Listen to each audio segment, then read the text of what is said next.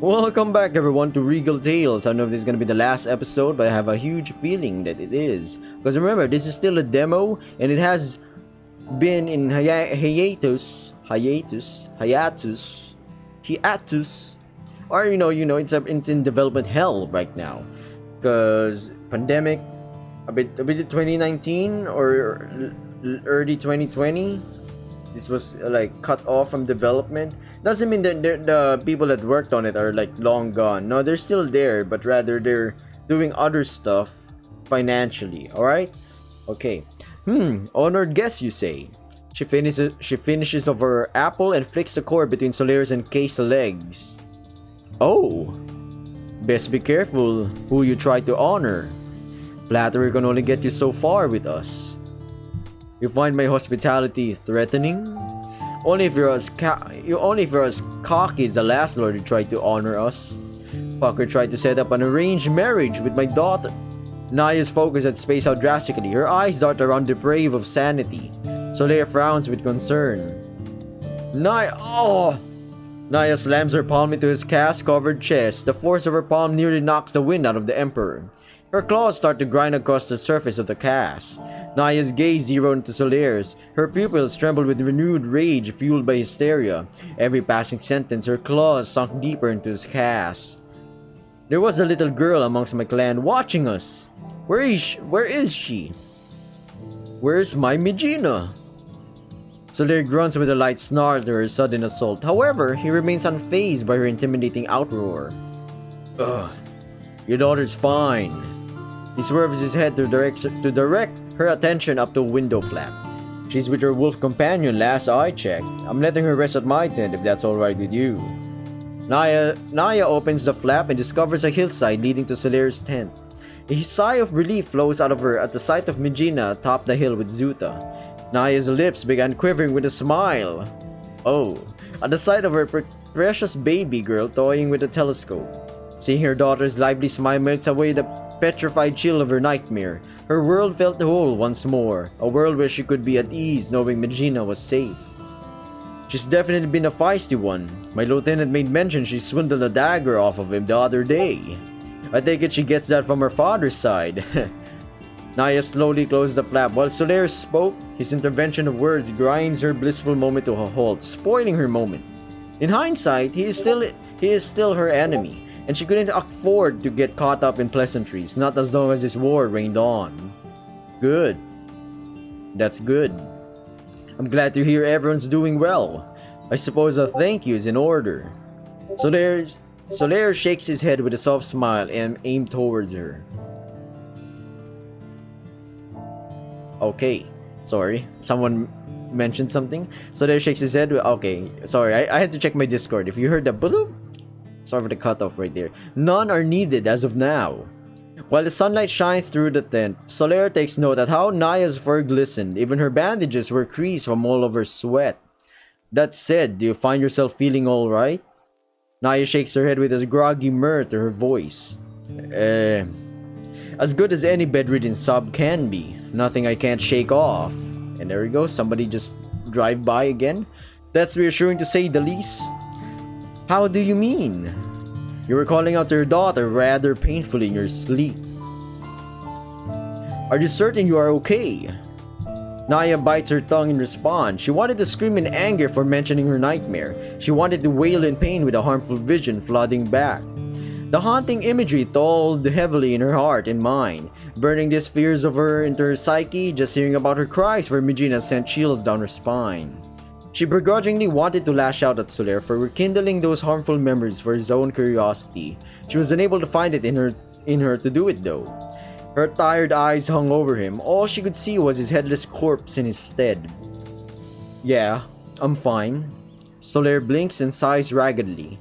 Well, just to let you know, I have special medics that handle my soldiers. Whenever they have terrible dreams after a battle, they do wonders, I've been told. I'm fine. A low thunderous growl permeates out of the lioness's chest.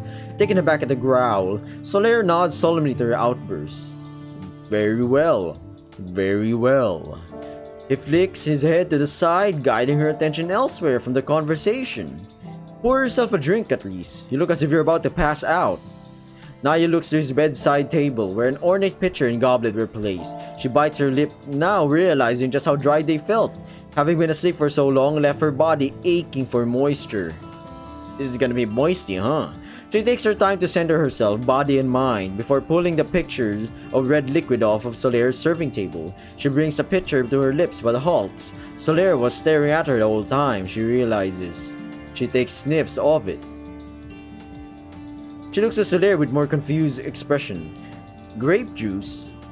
An abstract look hung from Solaire's face, seeing his choice of drink completely normal. Yes? What, do you think we highborns dine on wine all day and night? Naja scrunches her face in an oblivious manner, shrugging her arms up in admittance to the thought. He chuckles nonchalantly at her disbelief. I can get you poisoned if that was what you were expecting. Naya's face hardens with a beastly leer beating down to the chuckling emperor. Are you on special medicine right now? The emperor chuckles more and shakes his head, which leaves Naja flustered slightly. You are, aren't you? You being drugged is the only reason you take this situation lightly. Oh no, far from that, my dear. It's simply amusing someone be baffled by grape juice is all. Naja blinks and stares blankly at his remark. Unsure how to take it, she couldn't help but feel bitter now at his sense of humor, as if she was a joke to him now. This she couldn't allow. Her lips curl into a crude smile and banter along with him. Ha, I suppose you're right. You'd have to be the stupidest highborn ever to try and kill me now. I could rip you to shreds if you tried poisoning me now. She throws him a weak smile before peering to the pitcher of juice. Her own reddened reflection stares back. Curiosity got the better of her as she ponders why he didn't kill her when the opportunity came. Why you didn't though? Why risk a gamble of letting the beastly savage recover when you could have easily killed them? Naja rests herself up against the serving table and begins chugging the pitcher. The emperor gawks at the rate Naja drowns herself in juice. Well, Solaire pauses the lioness bellowed roar. Naja shoots him a deviously smug grin. She gleefully peers down at him, curious to see what would throw him off tempo. Ahem, what can I say to you, other than you've proven to possess great admiration for the people you're willing to fight for? And who am I to cast such a noble warrior like you aside? Naja takes an orange from a serving dish and bites into it while Solaire spoke. She knew where this monologue was going. She heard this kind of lecture far too often. She shrugs his bravado-fueled words off and keeps her attention on peeling the orange. And the fact that my tribe can easily overpower your camp isn't part of that? Naja rips through the orange hide and flings the skin at the emperor's face in another attempt to see just how far she could get under his skin. Solaire scrunches his nose after the peel lands on his snout. He huffs it off and he keeps his cocky smirk towards Naja before shrugging innocently to her. Well, everyone seems to be getting along. Why break up a good thing? 'Cause we're enemies. She begins to slowly pace around the foot of his bed, ripping off tinier chunks of orange skins off and flinging them at the emperor's face amidst his carefree notions. 'Cause my allies will stop at nothing till they crush your oppressive empire. She flicks another orange skin at his face. 'Cause I want to take your head as a trophy. Honestly, does none of this speak volume to your pompous worldview? Naja steps closer to Solaire's bed, oh my god, bled, what the f, sleepy. Naja steps closer to Solaire's bed, greasing her talons into the orange. She hovers her face over his while a low rumble bellows from her chest. Look me in the eyes, your highness, and tell me I'm overthinking this. The cockiness of his expression slowly fades away. Thought so. You have to be desperate or something to try and seduce my allegiance with mere pleasantries. Naja extends a sharp talon in front of Solaire's face. She hooks her claw into an orange wedge and chews it in front of him, her eyes heavily glued to his unfazed stare. How many lives do you think my side has taken from yours anyway? Let alone all of the families you robbed from us over the years. Solaire readies himself to speak, but is cut off as Naja shoves an orange wedge into his maw. His words are muffled as she keeps her fingers in his mouth, all while hopping on top of him. Whoa! He winces as she sits upright over his cast stomach. Stomach. Her tone becomes soothingly cold to the wounded emperor. She didn't have time for him to live his fantasy. It was time to face the chilling reality they've created. They're gonna yiff. Or what we call in furry terms, or in layman terms, they're gonna bang. All of those lives taken in the name of the few. Her highborns who won't bother knowing the names of every man, woman, daughter, and son who fight in their wars. Naja creeps her fist into a ball within Solaire's jaw and wedges it open with ease. Solaire didn't put up a fight or try to resist, not even when she starts to pull at his tongue. Do you honestly think some juice will wash away the blood and sorrow my people endured from people like you? A hungry snarl quivers over Naya's lips as she comes closer to the defenseless emperor. Pulling at his tongue out, her tail starts to sway anxiously as she toyed with her food. A devilish grin brews over Naya's lips as she draws her iconic sadistic glare. I mean, really, here I am with the highest of them all, broken and defenseless, whose death will certainly bring this sickly war to an end. Fate has certainly made a very tempting offer here for me, and who's to say I shouldn't pounce on it? My tribe would certainly relish in the vast retributions this war's end could bring. Naja grudgingly bears her fangs out over Solaire as she pulls on his tongue. The Emperor's gaze remains hard, and steady to her advancements. That same stoic look she couldn't help but respect on the battlefield. He's doing the rock phase, huh?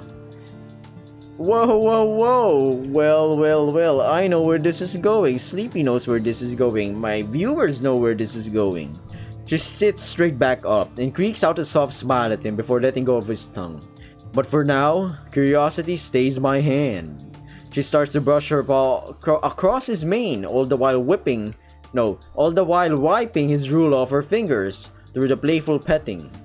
I'm quite eager to know your grand plan was keeping me alive. The great lioness cackles deeply whilst impaling an orange wedge with a talon, slipping it between her lips. Her tantalizing glare never leaves Solaire's. The emperor begins to chew on the wedge Naja left in his maw. His calm, hardened tone slowly melts as he chuckles lightly before shooting an orange seed at her cheek. Nothing gets past you, my dear. You're as cunning as you are barbaric in a fight. There's no doubt towards that. Naja mockingly flutters her eyes to him. You flatter me, your highness. His hearty smile softens before staring off. Yes, well, Naja, if there is one thing in life I want, it's for this accursed war to end.